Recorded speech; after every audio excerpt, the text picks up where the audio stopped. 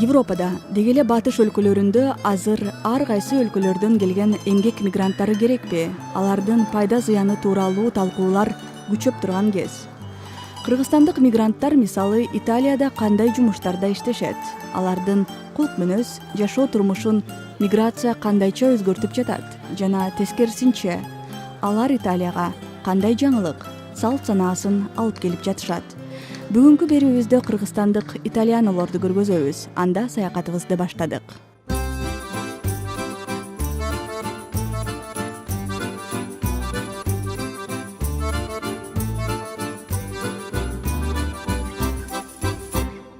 Мен мисалы үчүн 66-га кеттим. Бул возраст мен эч ким жумушка алмаган эмес. Мен ушул жерде иштеп, өз балдарыма, өз туугандарыма жардам берип атам. Пицца жакшы жасаш үчүн именно печка жакшы керек да, мондай печкалар болот. Мына 330 градуска болот. Ушундай болуш керек да.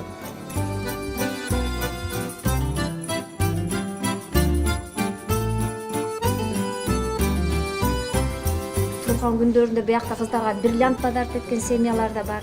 Жакшы көрүп свадьбасын өткөзүп берген үй бүлөлөр да бар. Болонья, Италиянын Эмилия-Романья провинциясынын борбору, өлкөдөгү эң ири шаарлардын бири. Ал көөнөрбөс архитектурасы, Болонья университети жана дүйнөгө белгилүү ашканасы менен таанымал. Азыркы заманда кыргыздар жүрбөгөн жерди табыш кыйын. Европада, Италиядагы кыргыз мигранттары эң иштерман деп айтылып келет. Саламатсызбы? Бүгүн биз Италиянын туристтик аймак деп эсептелген Эмилия-Романья провинциясындагы Болонья жана Римини шаарларында турган кыргыздардын жашоосун чагылдырып беребиз. Европа алардын аң сезимин кандай өзгөрттү жана алар Европага кандай жаңылыктарды киргизе алышты? Бейрасмий маалымат боюнча Италияда баш аягы 4000 чамасындагы кыргызстандык бар. Алардын көбү каттоого турушкан эмес жана негизинен өлкө түштүгүндөгү Неаполь шаарында эмгектенишет. Болонья жана анын жакабелинде болжол менен 100дөй кыргыз жашайт. Алардын 10 чактысы гана студент. Көбү ар кандай жумушту аркалаган кыз келиндер. Негизинен тейлөө жаатында иштешет. Бала карашат, үй жыйнашат, кары-картаң италиялыктарды багышат. Алардын бири Алтын Белекова. 66 жаштагы алтын эже Италияга 10 жыл мурда келген. Ошондон бери италиялык карыяларды багаарын айткан Алтын айымды Альдо аксакалды сейилдетип жүргөн жеринен жолуктурдук. Бул чал менен иштешкениме 4 ай болду. Ушул чал менен эртеден кечке чейин иштейм. Тамагын жасайм, үйүн кылам, өзүмдүн эле оокатымды кылам да, в то же время муну чалды карайм. Бул чал жакшы чал. Жакшы төлөйт, жакшы. Мисалы, Кыргызстанда жүрсөм, мындай айлык ала алмаган эмесмин. Притом менин возрастым, мен мисалы үчүн 66-га кеттим. Бул возраст мен эч ким жумушка алмаган эмес. Мен ушул жерде иштеп, өз балдарыма, өз туугандарыма жардам берип атам. Ошого ыраазымын да. Притом Италиянын мамлекети ушундай мамлекет экен. Булар кандай укугу болсо, меники ошондой. Эс алганга, тамак ичкенге, эмнеге. Мисалы үчүн мен кетем десем кетем. Мисалы суббота, воскресенье күнү иштейм десем, иштейм, мага төлөйт. Иштебесем эс алып кете берем. Бирок воскресенье иштесем төлөйт. Экөөбүз жашнакай эле болуп жүрө беребиз. Басабыз, сүйлөшөбүз, тамак ичебиз. Жашы 85-ке чыкты. Орукчан бирок.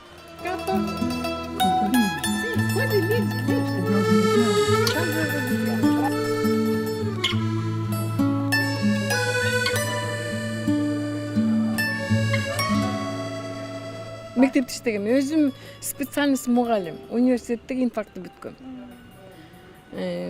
Бирок өзүм специальность эмес, глухонемойдо иштегем. Ал жерде деле көп жыл иштедим. Жакшы эле иштедим. Анан кийин бияка келдим. Турмуш шартка жараша бияка келдим. Бияка келгениме ыраазымын, потому что жумуш беришет. Укукту ушундай эле беришет да. Ошондо сиз 56 жашыңызда келдиңизби? 56 жашымда келдим. ошондо деле рисковать этип келдим. Подругаларым айтты, эмнеге барасың ай депчи. Ой, барам деп эле келдим. Мен өзүм ошондой рискованный кишимин. Что надо какие? Мен ушул жерден төрөлгөм дейт. Ушул жерден төрөлгөн, ушул жерден чоңойгом. Үйү чоң атасынын үйү да, кичирээк эле, бирок Бала бакырасы барбы? бир эле баласы бар. Болонияда жашайт. Биздин элдерге караганда, мисалы, сравнительно бизге караганда булар эн атасын жакшы карайт. Жана неправда балалары карабайт деген. Звонить этип, тим эле жүгүрүп келишип, эмне болсо керек болсо сразу келет. Неправда жана балдары карабайт деген, это неправда. Биздин образование бияка жарабайт. Мисалычы, мисалы. Анан кийин башка жумуштар биякта деле эме кризис болуп атпайбы? Ошон үчүн в основном эле кемпир чалды карайбыз, же балдарды карайбыз, же жана иттерди да каратышат. Үйлөрдү да тазалатышат. Ушундай эле жумуштар. Кыргызстандын баары эле ушундай иштешет. Биз эмес, эми орустар деле, Украина бүт баары ушундай иштейт. Алтын Белекова айтмакчы, кыргыз мигранттар Италияда негизинен тейлөө кызматтарында иштешет. Бул жактагы кыз келиндердин дээрлик көбү жогорку билимдүү. Бирок баары эле келер замат алтын айымдай болуп, көңүлүнө жаккан ишти таба коюшпайт.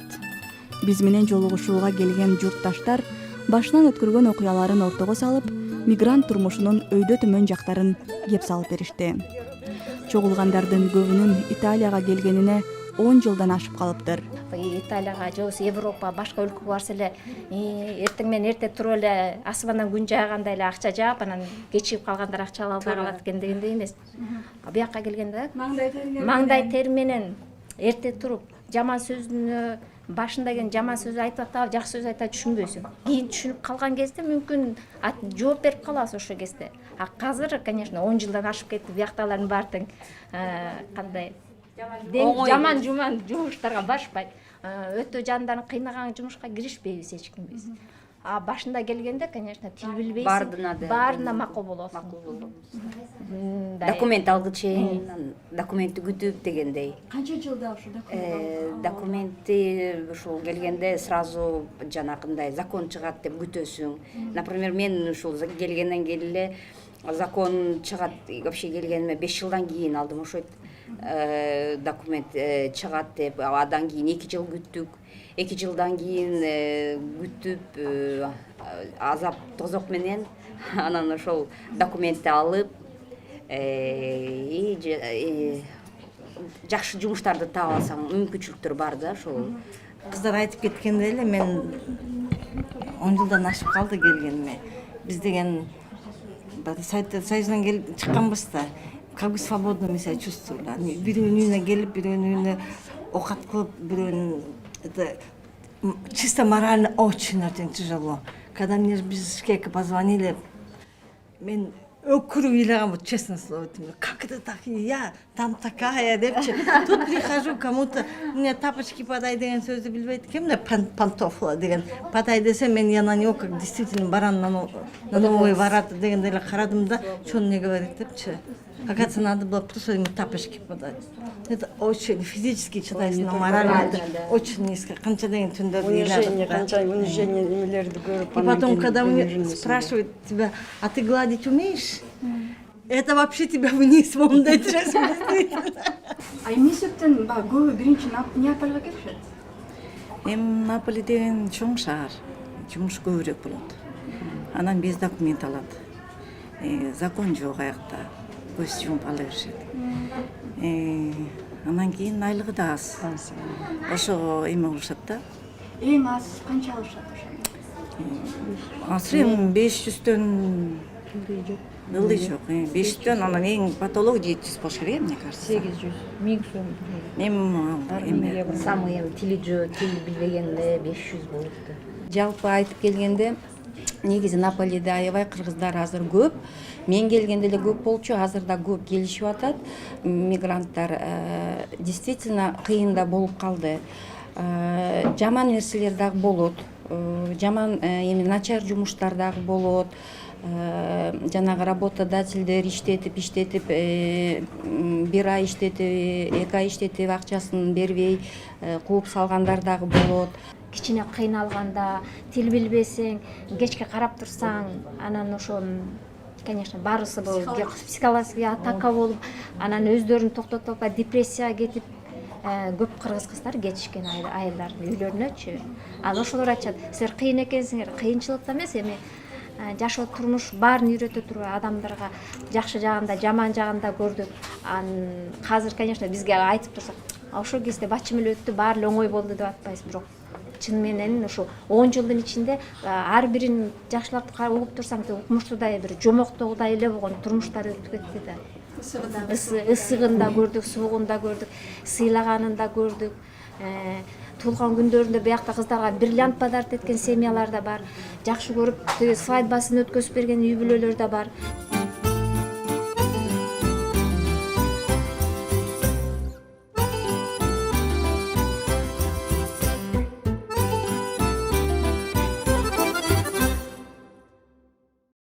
Света айым айткандай эле, айрым италиялык үй бүлөлөр балдарын же ата-энесин баккан кыргыз аялдарга өз үй бүлө мүчөсүндөй мамиле кылышат. Бул Болоньядагы дагы бир журтташыбыз Нургул менен пакистандык Муслим мырзанын үйлөнүү тою. Ал эми береги 4 жашар Джованни. Нургул айым ал апасынын курсагында кезинде ушул үй бүлөгө ишке кирген. Ал азыр 3 бала: Карло, Федерика жана Джованнинин улуу эжесиндей эле болуп калган. Мен деген 3 жыл Неаполде иштечимин. Болонья келгениме 8 жыл болду. Ошо Болонья келгенден кийин ушу семьяга эметкем, туш болуп балдарды карадым. Мен келгенде Джованни кичинекей болчу. Мамасы боюнда болчу да, 4 ай. Анан ушу Джованнини бактым, төрөлдү, сентябрда төрөлдү. Мамасы 2 айдан кийин жумушка чыгып кетти. Мен эле багып калдым. Анан менин эмелеримди, атымды, фамилиямды баарын билишет да, так айтышат. Нургул жолдошу Субхани Муслим менен түтүн булатканына 3 жылдын жүзү болду. Экөөнүн баш кошушуна жалпы достору данакер болгон экен. Алгач үйлөнүү тою Болонья шаарында өткөрүлүп, кийинчерээк Пакистанда белгиленген. Пакистандык жигит менен баш кошуунун өзгөчөлүктөрү кандай болгонун Нургулдун өз оозунан угалы.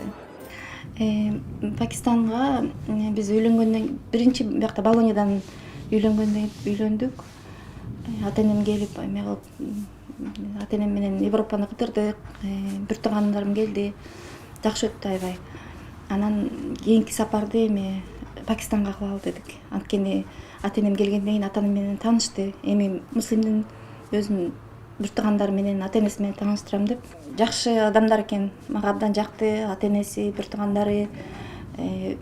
Барганда дагы өзлөрүнүн салтын кылышты, той өткөзүштү. Бир туугандар менен тааныштым. Анан буларды деле биз кыргыздарга окшош, көп нерсеси окшош кыргыз менен пакистандардын эмелери. Кыргыздарга окшоп келишет экен, келин көргөнү келишет экен. Келин келип анан бизде жолугап келип метет го, булар да акчап келип мындай көрүндүк кылып берет экен. Көрүндүк кылып кайненеме берип атышты да, көбүнчө акчаларды. Жок, жүгүнбөйт экен булардачы. Буларда деген аялдар эркектер менен өзүнчө отурушат экен. Бир комнатада отургузбайт экен. Аялдар өзүнчө комнатада отурдук. Ырдап, эме кылып, эркектер өзүнчө комнатада. Мага жакшынакай көйнөк кийгизишти, жакшынакай боеп, колдордун баарын хына менен боешуп, турмуш шарттары жакшы жашагандар жакшы жашайт экен. Начарлары, колунда жокторлор начар жашашат экен. Муслим болсо анын ата-энеси кыргыз кызына үйлөнгөнүн туура кабыл алып, эч каршы чыкпаганын айтууда.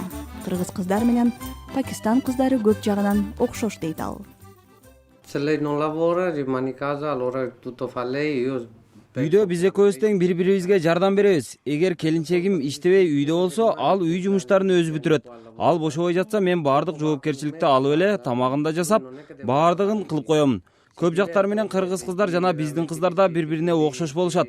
Мага Нургул аябай жагат. Баардык сапаттарын жактырам. Муслим мырза устачылык өнөрдү аркалайт. Заманбап стилде үйлөрдү жасалгалайт. Италияда анын мекендештери абдан көп. Алар негизинен курулуш тармагында эмгектенишет жана майда соода дүкөндөрүн иштетишет.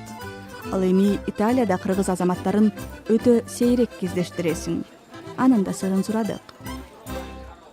Эркектерге жумуш табылбайт биякта. Строительство же болбосо документи жок албайт биякта, север жакта. Наполь жакта көп эркектер, ал жакта. Жок, бияктын эркектер өздөрү иштейт, жумуш бербейт эркектерге. Аялдар үйгө отургузуп багышат дейм, биздин эркектер андай кылып айтпайбы. Украин иштемелер иштелип жүрбөй эркектер биякта. Украина дегендер, Украина, Молдова деген жактан көп эркектер келишип, алар все-таки бат тилди үйрөнүшүп, и документ, например, Румыния жактан кеп келишет, алар документтер бар да сразу. И строитель болуп келишет, башка жумуштарга кирип келишет да. А эркектердин тиги башка шаарларда Пакистандан келгендер бар. Эркектер келип ошол магазин ачып, се дегенде ага өзүнүн государство помогает. Балким аялдарга көбүрөөк жумуш табылат. Балким аялдар кичине чыйрак келишеби, чыдамкай келишеби. Болду биякта деле эркек балдар келип иштеген, бирок көнө албай коюшту да. Баягы кыйынчылыктар болот, анан биздин эркек кыргыз балдар намыскөй да. Анан көбү чыдабайт экен да, элди жерим, андан көрөк өзүм жеримде болгонум жакшы деп.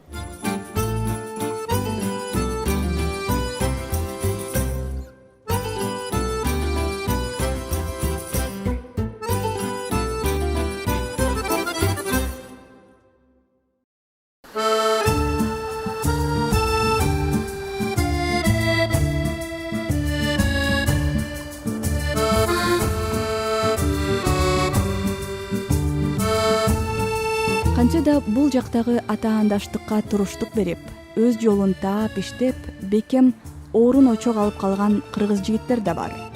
Алардын бири журтташыбыз Дастан Акматов. Дастанга биз Адриатика деңизинин жээгинде жайгашкан Римини шаарынан жолуктук. Биз деген келдик где-то 10 жыл мурун болуп калды го дейм, 10 жыл болду уже келгенибизге. Эми баягы эле ошо кыргыздар ар бери чыгып эметти да, биз дагы эжебиз биякта болчу, мамам бияка келген, анан мени чакырып бияка чакырышты, мен келдим. Ошо боюнча калып калдык. Эми башында келатканда ой жок да, канча каласың, тем более жаш кез, мындай эме болгон эмес да, мындай пландар. Всё баары эле өзү менен өзү болуп калды. 10 жылдын ичинде биз биякта жазбаган жумуш калган жок. Стройкада иштедик, почтада иштедик, көп жерде иштедик. Вакансовке, ошо ресторанга иштеп, ошо повар болуп жагып, ошо повар боюнча калдык. Итальянецтер өздөрү аябай терпеливый, мындай приветливый народ болот экен да. Эметишпейт да, вот. Лишний башка жерде жүргөндөй сезген жокмун да, өзүмдүн үйүм сыяктуу эле болду беле уже. Кыргызстанга барганда үйгө кетиш керек деп Италияга шашам. Италияда жүрсөм Кыргызстанга барып келиш керек деп тоже аякта ойлойсуң, ушундай болуп калды да. Бизди көбүнчөсү ошо китаец деп ойлошот да. Бизде ошентип айтып, китаец. Биринчи эле вопрос ошо, сен Кытайдансыңбы дешет.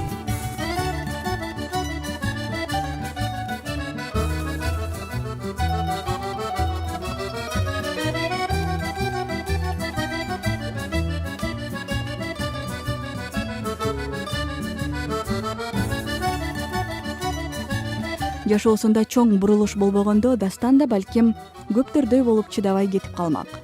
Мындан 10 жыл мурда Дастан оорукчан италиялык карыяны багып калат. Көп узабай карыя Дастанды уулундай жакшы көрүп калганын айтып, кемпири менен акылдашып мурасын кыргыз жигитке калтырууну чечет.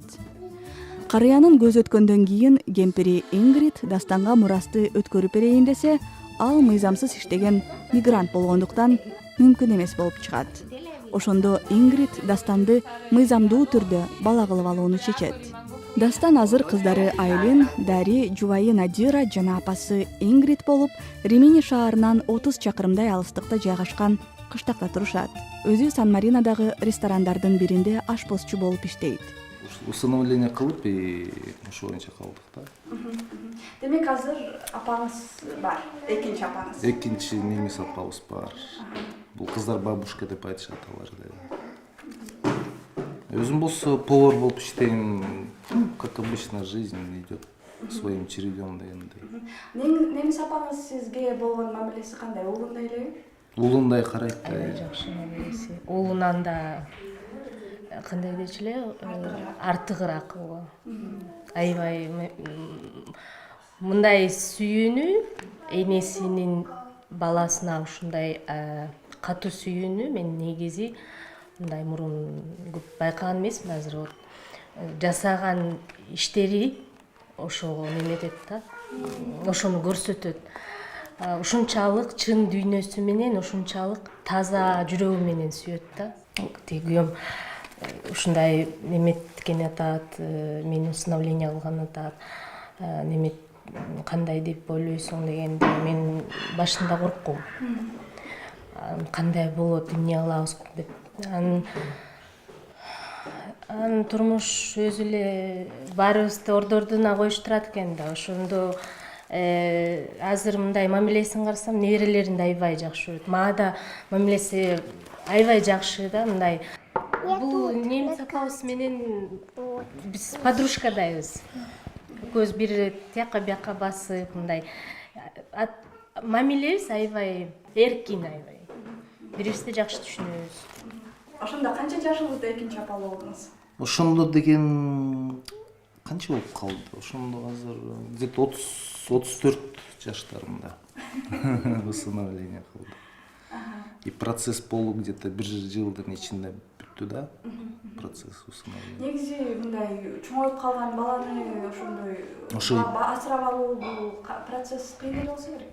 И ушу Италия биринчи, единственный өлкө экен, где можно совершеннолетнийлерди усыновливать. Башка во всем мире нету дейт. Кичинекей балдарды усыновление кылсаң болот. Биякта именно чоң разница 21 жаш болуш керек экен. Азыр чогуу жашайсыңар? Азыр чогуу турабыз. Дастан азыр кыздары Денис, Айлин, жубайы Надира жана апасы Ингрид болуп, Римини шаарынан 30 чакырымдай алыстыкта жайгашкан кыштакта турушат. Өзү Сан-Маринодагы ресторандардын биринде ашпозчу болуп иштейт. Дастан жумушуна алып барып, атактуу Италия пиццасын өз колу менен жасап көргөзүп берди. Азыр мен силерге көргөзөм, как пиццаны жасайбыз. Биз деген пиццаны камырын заранее готовить этип алабыз. И мындай холодильникке салып коебуз. Каждый где-то бир 200 мындай болот да, уже готовый. 220 грамм болот да, примерно. А муну специальный ун болот. Эменин уну да, күрүчтүн уну болот да. Жо мындай, чтоб чой, бул камырды чоюш керек да азырчы. Муну мындай алабыз. Бул өзүнчө аппарат, который камырды мынтип жайып берет да. Колго жайбайбыз, колго кийин чоебуз. Кайра унга малып, мындай кылып, бул уже готовый да. Анын астына мынтип ун чачып коебуз. Муну кичине мынтип эметебиз да. Уну эметип туруп, потом чоебуз. Пиццанын камыры да. Буга деген маргарита деген классический пицца да. Ошонун эмеси мындай болот. Бул помидор, обычный помидор эметилген. Муну мындай кылып жаябыз. Туз кошулган, классический да бул. Бүт пиццанын баары ушу маргаританын основасында жасалат. Анда специальный сыр болот, моцарелла деген. Ушу эменики да, пиццанык. Мындай кылып салабыз. Пиццаны 1 жылча болго дейм, ушу 1 жылча иштедим да. Бул маргарита классический. Азыр эми бул эмеге салайын. Бул специальный печка. Бияк. И все, ушуну эле мынтип эле салып коебуз. Бул специальная печка. 330 градус болуш керек да, пицца жакшы бышыш үчүн. Канча мүнөттө? Где-то бир 3 мүнөттө бышып калат уже. Ысык болуш керек да, аябай. Негизи Италиянын пиццасынын өзгөчөлүгү эмнеде? Чыныгы пицца кандай болуш керек? Чыныгы пицца ушундай болот. Ушундай жасалат. Эчтеке усложнение, эчтеке мындай кыйынчылык эчтекеси жок. Помидор, камыр и специальный моцарелла деген эме, это только биякта болот да. Сыр, ошондой сыр керек. Сиз негизи Италиянын кайсы тамактарын мыкты жасаганды өздөктүрдүңүз? Эми баарын эле жасап калдык. Бул региондо бардык тамактарын жасайбыз. Бул регион в основном балык жешет, балыкты жасайбыз, камыр көп жешет. Бизде 5 бармак деп коет, булар талиата деп коет. Ошолордун баарын жасайбыз. Колго жасайбыз камырларды. Картошка менен болот, ньокки деп коет. Ун менен кошуп кичине жумуртка кошуп ошону ньокки деп коет. Ошону менен любой соустар, биякта көбүнчө соустар. Мына биздин пиццабыз бышып атат. Бышып атат. А негизи мисалы Кыргызстанда эми билесиз да өзүңүз эркектер тамакка деги эле тамак жасаганга көп тийгизишпейт. Ооба да. Анан ушул кантип бул жакка келгенде баягы көнүп кетүү же болбосо ошо стереотипти бузуу кандай болду? Эми менде стереотип деле болгон жок, потому что биз кичине Бишкекте өсүп калганда свободныйраак өсүп калат экенбиз. Мындай ой-пой болгон жок. Мен уялам. Просто мага тем более кухняда иштеген жагат. Мен көп жумуштарды алмаштырдым. В оконцовке кухняга деп калдым да. Ошо кухняда эле иштеп калдым. А негизи Италияда баягы ушундай пицца албу жасап иштеген балдар көп элеби, кыргыз балдары? Угам бар деп. В основном Наполи жактар, Неаполь деп коет го. Неаполь, Сардиния жактарда ошо повар болуп иштегендер бар деп угам да. А так өзүм лично көрө элем. Муну мынтип туруп, бул специальный эме болот. Мынтип айландырып коюш керек да. Мындай кылып туруп уже готовый болуп калды. Биздин пиццабыз даяр. Бул даяр, Бул даяр пицца. Маргарита деген классический пицца. Пицца жакшы жасаш үчүн именно печка жакшы керек да. Мондай печкалар болот. Мына 330 градуска ичинде. Ушундай болуш керек да.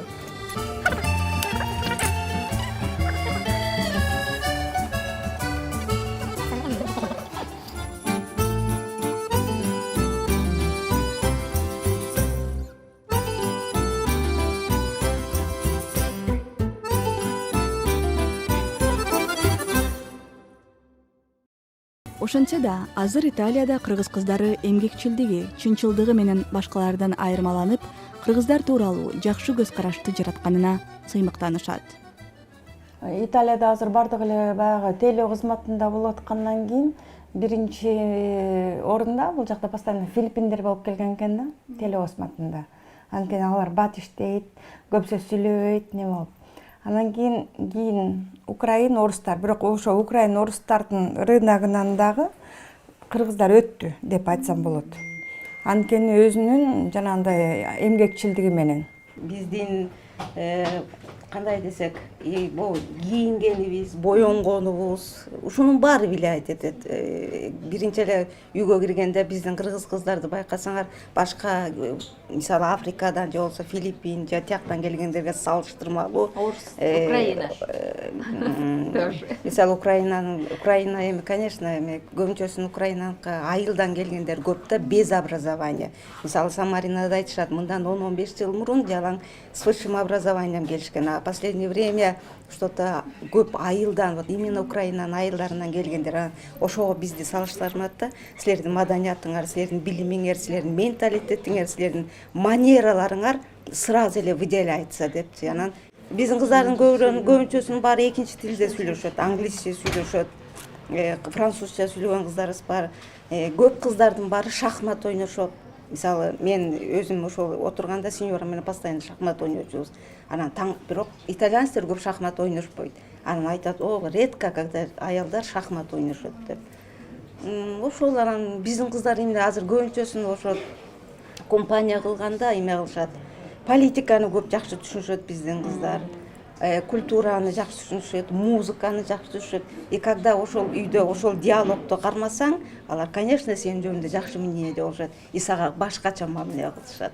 Ушу негизи эми мынтип айтып кетет элем, мынакей азыр мына отурабыз, биякта эжелер бар, көп жылдан бери келгендер, мен келгениме 4 жыл эле болду, бирок негизи эле ушу Кыргызстанда жакшы турмуш болуп, жакшы айлыгын убагында төлөп берип, ошондой болсо биз деле ушул жакка келбейт элек, ушул жерде иштебейт элек, бирөөгө көз каранды болуп, балдарыбыз, семьяларыбыз Кыргызстанда сагынабыз. Барсак барабыз, эмеге шартка жараша бара албай да калабыз. Кээ бир кездечи Кыргызстанга, допустим, аябай сагынабыз. Анан ошону айтып кетет элем, ушу Кыргызстанда эле жүрсөң кандай жакшы, бирөөгө жумушуң болсо ошол эле жакшы болот эле да. Италиядагы кыргыздар иштеген ишканалар, Италиянын ашканасы жана билим системасы тууралуу берүүбүздүн экинчи бөлүгүндө айтып беребиз. Аманчылыкта көрүшөлү.